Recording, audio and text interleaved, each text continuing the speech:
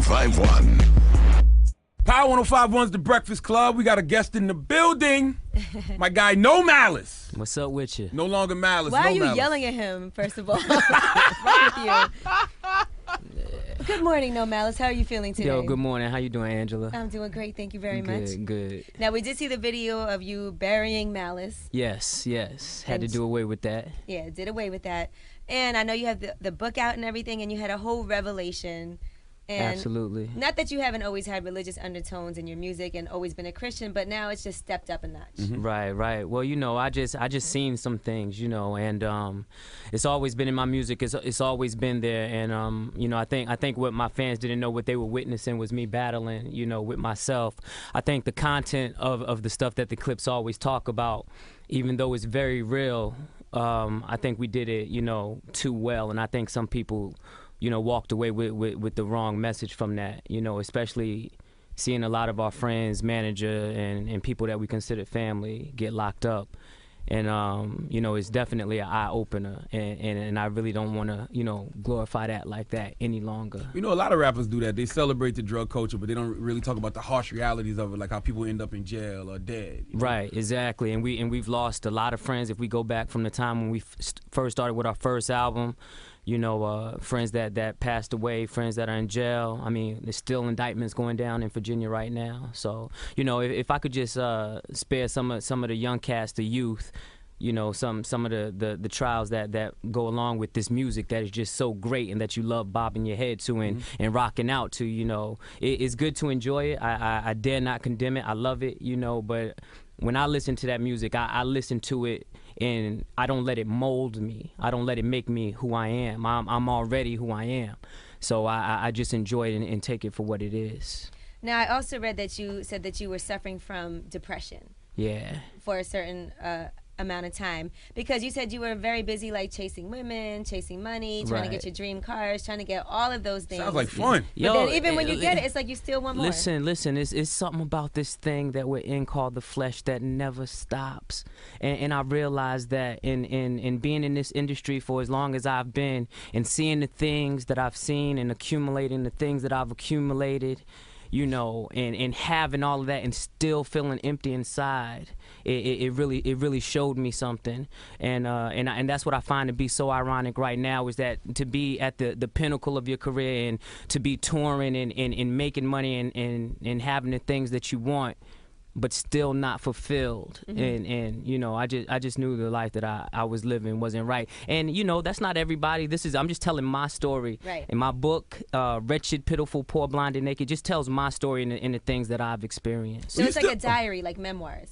Yeah, kind of. but it's nothing short of phenomenal, and I just want people to know this isn't a book where I just thought I had something to say or a cool way of saying something. I really experienced something, and I've really seen something, and I just want to share, and I just want to let everybody know what it is I know. So what was it? Was it like demons? Was the hag riding you one night? What happened? Do you know demons are real? Do you know that? Absolutely. Yeah, demons are very real, and a lot of times, you may see people fussing and cussing, and they think they arguing with the person they arguing with, but no, the battle is not of flesh and blood. So it's definitely, there are demons out there, and when you're doing things that you shouldn't be doing, because I was into things, I'm saying. I'm married, had as many girlfriends as I ever could have wanted to have, overseas, next door, everywhere, doing whatever it was I wanted to do, and when you live that kind of life, and then you have someone who is loving you unconditionally, and they get up in the middle of the night just to get your black tail, some Kool-Aid or something, and always care about what's going on with you,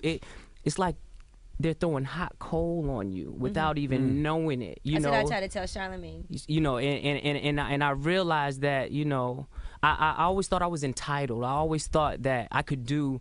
My uncles did it, you know what I'm saying? My older brothers did it. That's how I feel. Guys did have excuses for all of that stuff all the time. But I will tell you, and this is what I thought. But when I came clean to my wife and told her how I had been, she went and slept with some other people. Nah. You give your girl a hall pass when you tell her. I'm not worried about that. But I will tell you this: when I seen the hurt, and there was nothing I could do about that hurt and how bad I wanted to remove it, I knew that it ain't about your uncles, what your uncles did. It ain't about what your older brothers did or nothing like that. It's you know, you just can't do that and live just in. It's not just about yourself. I am so glad you said that, because me and Charlamagne just had a whole discussion about this. He said that just because you cheat on a woman doesn't mean you don't love her. Oh, well, it doesn't. It right, doesn't right. mean but that. Then I said, when you keep doing it over and over again, and you see how much it hurts somebody, and you still keep on doing it and making those same mistakes over and over again, then at some point, maybe you don't. Well, when listen. you keep getting caught is when you don't care. Let me say exactly. You know, you're exactly right. Because see, I was never sloppy dude. I was never, you know, you catch me talking on the phone or you find condoms or a chick calling house. Never that. That's why when I came clean, it was really a shock, because it was like real husband wife, and you know, it wasn't like everything was good. Yeah. You know, my wife, she even told me before. She was like, I know you better than you think I know you, and I know she did, but I still wasn't sloppy. But I just had this revelation, and you know, not that anyone is perfect, but I'm definitely going to do better. Let me tell you the revelation I had. Give it to I me. had the revelation that God created variety. Same way you're not just supposed to eat apples all the time. You got apples, you got oranges, you got grapes, you got watermelon, all these different fruits. That's why no woman looks the same. That's why no man looks the alike. same either. So that's right. like saying it's okay for women to do the same no, thing. it is not, because But women are hoes when they do it. by your reasoning, that's the same thing. Nope. Yes, it is. God created. What you said. Listen, God created you know what men, else God and men created? all look different, and it's all a variety. That doesn't make it okay. Nope, God created hoes and God created pimps and max. That's why men are pimps and max when they sleep with a bunch of women, men are hoes. girls are hoes. You know you all the way wrong right now, Charlamagne. You all the way wrong like that now. I like But check having- it out. So I'm gonna tell you what God does. What He does is, you see a beautiful woman and you get her and you marry her, y'all together, you know. And then He says, hey, you know, there's more out here. You can have one too. You don't have to want that one that someone else has, you know. But instead, we want to go behind this back. We want to do so much, and it's just too much going on, and it's just a big circus. And Well, explain our ancestral greatness then. We come from Africans and Egyptians who had large groups of wives. Solomon had many wives. Did he Yes, sneak he did. around And and do do you it know like the you end are? of Solomon's story? Do you know the end of Solomon's story? And what you should get from Solomon's story is that with him getting all that wisdom, with all the wisdom, he couldn't even manage all those women, and that was his gift, was the women from God. But he had the fun while he was wisdom, doing the it, though. wisdom, huh? He had fun while he was doing it. Of It's just course like having we a menage a have trois. fun. Menage a trois is difficult too, you know, because I'm I mean- indecisive, so I don't know where I want to like when I'm having sex with two girls. But it's still fun. What do you do with this dude? I don't know, but he should use condoms. But anyway, He doesn't? Yes, I not do. if he doesn't know where he wants. I use condoms. Don't listen to her. But that's interesting Oh, that my you say that, because goodness. I remember, Malice, when I interviewed the clips before, they were like, listen, be careful, because he's married. So you don't want to say nothing out of order and get him talking about nothing crazy. Listen, I handle myself in any situation. So I mean, and you was coming at us on it. I remember that definitely. We had a good time, but yeah, you know. But So what happened after you had that talk with your wife and you told her? Did she feel like she was going to leave you for a certain point, or did she forgive you? I will tell you, like, next to being nailed to a cross, she showed me the best form of forgiveness, and she You've came been nailed back. to a cross before? No, I've never been nailed to a cross, but my Jesus has been doubt. nailed to a cross. And you know, she came in the room and she told me, she said, I not only forgive you, but I'm going to forget, and has not nagged me about it, has not said not one thing about it, has not rolled her eyes, sucked her teeth, or anything. And when someone treats you like that, yo, you have to check yourself. And that's the only way it works. Like when you forgive if you somebody, nagging, you can hang it up. yeah, you can hang it up. When you If forgive somebody, you gotta nagging, forgive hang it them. up. You can't bring you it up guys no have more. So she nothing. can't never bring it up. Now, what if she Yeah. would have told you stuff that she did? Would you forgive her? You have no Well, choice. listen. I would love her. I would love her. But I mean, I couldn't be there, but I would love her. No, now see you being hypocritical now. Maybe I am. Come on, you Maybe can't be I like am. that. So you don't Maybe practice forgiveness I as would a love her. Christian? I would definitely love her, huh? As a Christian, the forgiveness. Forgiveness. You must marriage is forgive. forever. You must forget. No, I mean, in divorce, I mean, in adultery, you do get to leave. You can't do that. But if you tell her the truth and then she goes, okay, well, guess what? I gave up some of my box to a couple guys too. Y'all should just leave it I'm right gonna there. love her. I'm still And you gonna should love still her. be with her. I'm That's going. messed up. Why? Would you still be with her? Yes, I've been in that situation. You just don't Absolutely. care. His girl Well- cheated on him with a guy with a bigger penis and told him. Exactly, but I'm not. I can't be a hypocritical person. Well, listen. Well, hopefully I don't have to cross that bridge. And, I hope not, Yeah. man. So you know. Now let's get back to talking about your former manager, because you do address that in your book Yes. as well. The book is Wretched, Pitiful, Poor, Blind, and Naked. And you actually had a premonition that something was about to happen. I told them all. I told everybody, and everybody if I was to go see him right now, all he's gonna say to me right now is, "Yo, you told me, didn't you?" If I go see my man Rat King, he's gonna tell me, "Yo, you told me, didn't you?" Rat King. That's not the jail. That's not the name you want. Yeah, you right about no. that. You right about that. But yeah. I told him. I felt it. I seen little things. You know, I seen things concerning my brother. You know, it was just crazy. And I told Push, I was like, listen, this rap thing, I can't do it right now. You know, we had a little hiatus, or we had just finished the album actually. And I was like, yo, I got to get these thoughts out, and I'm writing this book, and you know, you just got to do your thing. Well, Malice, I have to say, it's not much of a premonition if somebody's selling drugs. He's going to end up in jail a day. You know what?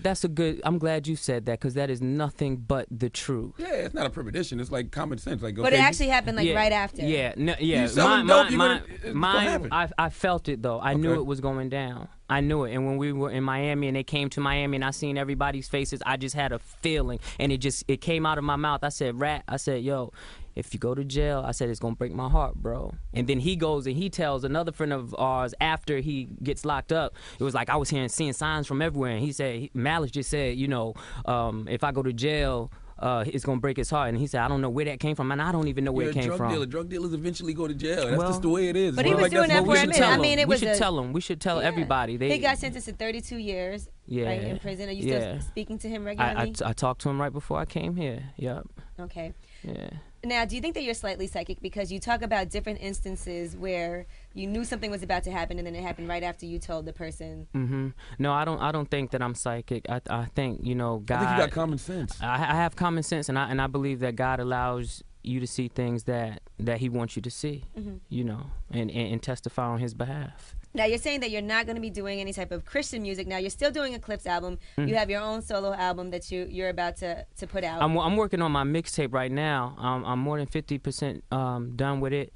We plan to have it out by the summertime. Pusha has his mixtape, Lava has his mixtape, and we plan on touring together. And that way, you know, I can do my thing the way I'm doing it, and everybody can really do their thing, and then, you know, hit the fans with some of the classics. Well, you know, they say a house divided can't work. So Pusha T is still Pusha T. Pusha's still rapping about the trap and the streets. Yeah. How is that going to work with you, you know, doing your religious thing and him being the trap rapper? My music is still very street. I've never rhymed the way I'm rhyming now. My rhyming right now is incredible. And when I release this mixtape, I don't know how a lot of guys are going to be able to continue rhyming the way that they're rhyming. So what is the content? I mean, is the content, you know... It's streets, it's real, it's reality. Definitely talking about, you know, our Lord and Savior, definitely. But you can't, I don't think you can call it a gospel or Christian rap. It's very real. It's pretty much like what I've always been doing. But this time I'm going all the way in with it and really talking about everything I feel and how I feel. Because you still look a lot like a rapper. Yeah. Like, even though you're talking religious talk, you got the big Re-Up Gang records chain. Re-Up Gang forever, man. Re-Up Gang forever. Now, are you going to have a problem performing some of the songs that you've done in the past, when you guys have to perform those classics? Pusha. Well, you know what, and we talk about this, and I'm just glad that in a lot of the songs that we have, I've said things that I still believe, and things that are still you know, in line with my beliefs. So there are quite a few songs that I can pull out that I wouldn't have a problem performing. Okay. Does Pusha ever get mad at you in the studio? Like, you ever be in the studio and Pusha will say a line and you be like, Pusha, you cannot do that. That's not what God wants for you. He's like, man, get out of here. I don't do that. You know, I feel like everybody will come to their own realization and revelations in their own time. This is where I'm at. And Pusha and I have always been, you know, Pusha gives you what you want. I like to think I give you what you need. And I think that's what the fans like about the clips. That's a good balance. I like how you said that. You give them what you Appreciate want, that. Pusha give them what they need, Pusha give them what they want. Yeah. This is what we need from Pusha, though.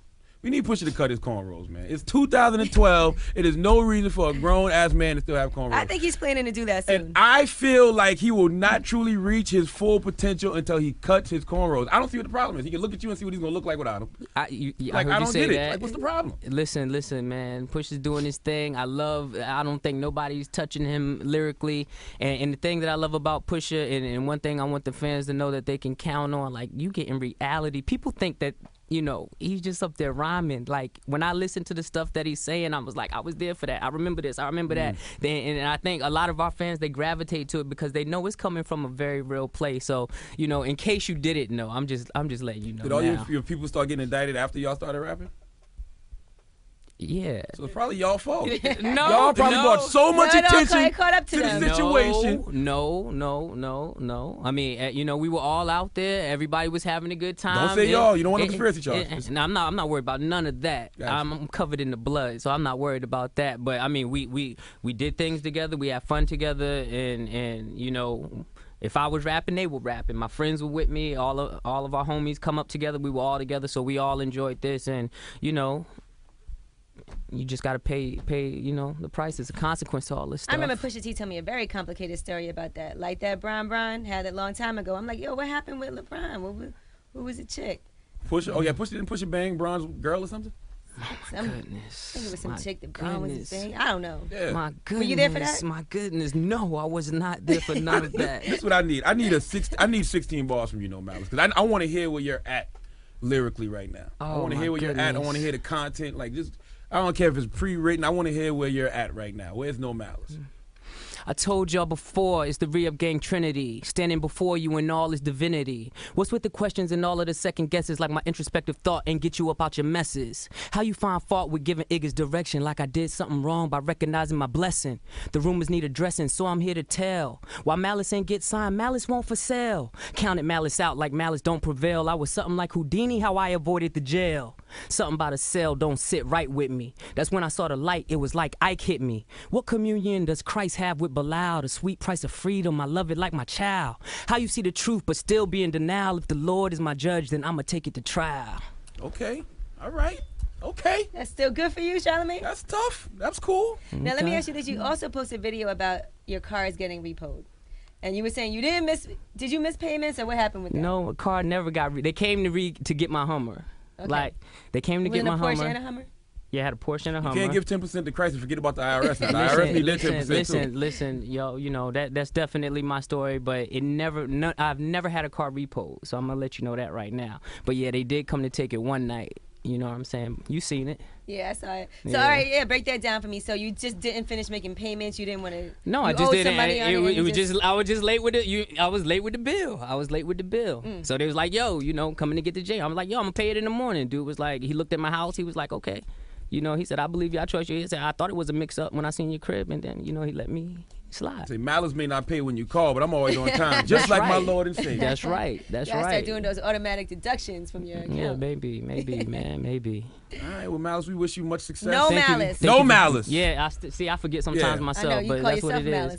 Yeah, you know. And the book is in stores right now? You know what? We just got major distribution with Baker and Taylor. Yeah, I self-published myself. How difficult is that? It's very easy. It's very easy, and it worked very well for me. And I also want to say we just got finished doing the audio book. Got all of the characters that are in the book. You know, it's not just me reading it. It's, you know, cats in it. You know what I'm saying, that are in the book. I love audiobooks. For sure. Well, I got one for you. I'll make sure you get it. All right, excellent. All right. My man Malice is No Malice. No Malice. No Malice, Jesus. yeah. My man No Malice. It's the Breakfast Club. How do you feel about Charlamagne calling himself Charlamagne the God? I mean, that's that man. Genesis chapter 1 verse 26 says God created man in his own image according to his likeness. This is true. So when I say it, it's not blasphemous. I'm just, you know, recognizing my identity. Right. Lowercase g. Lowercase g. Absolutely. Okay. It's the Breakfast Club, Power 105.1. Yes, sir.